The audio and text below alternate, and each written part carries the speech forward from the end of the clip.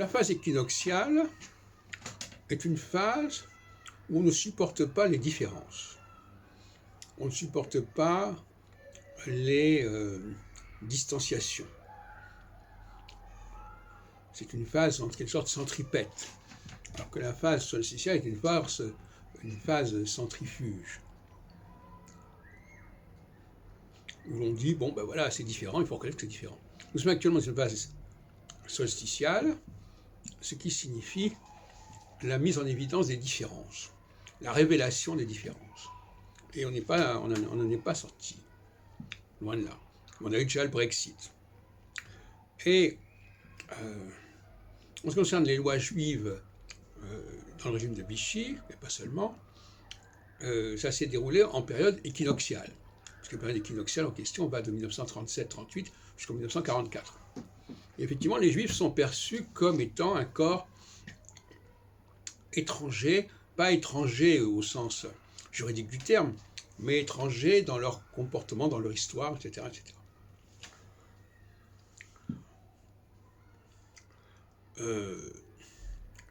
L'opposé de la phase équinoxiale, c'est l'opposé de la phase solsticiale, c'est la phase équinoxiale. Alors, paradoxalement, en 1951-57, on sera également dans une phase équinoxiale. Alors ça se manifesterait d'une autre façon. On dira, on ne veut pas que l'Allemagne et la France soient étrangères, en quelque sorte, l'une à l'autre. Et donc on va créer la communauté européenne. Le com, le préfixe com, qui d'ailleurs en latin veut dire avec, qui correspond au grec sun, c'est l'idée de ne pas accepter les clivages, ne plus accepter les clivages. Avec la réconciliation, enfin en tout cas l'intégration de l'Allemagne et de la France au sein d'un même ensemble, on est servi au niveau équinoxial. Pas de problème de ce côté-là. Et la phase vers laquelle on se dirige actuellement, enfin celle qui se termine vers 2025-2026, est une phase équinoxiale. C'est-à-dire une phase où on sera dans le déni de la différence. Le déni de la différence, ça peut vouloir dire beaucoup de choses.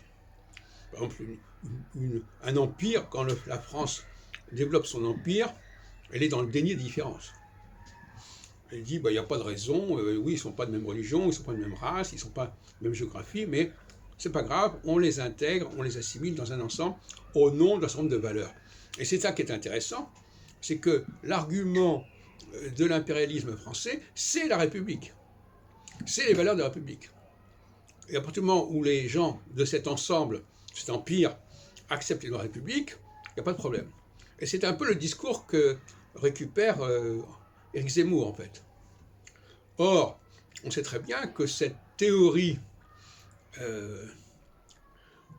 d'une structure supérieure, d'une structure au-delà, transcendante, justifiait en fait l'impérialisme, et que la socialité, au contraire, ça consiste à reconnaître les différences, à les assumer, sans poser comme principe la reconnaissance d'un principe commun.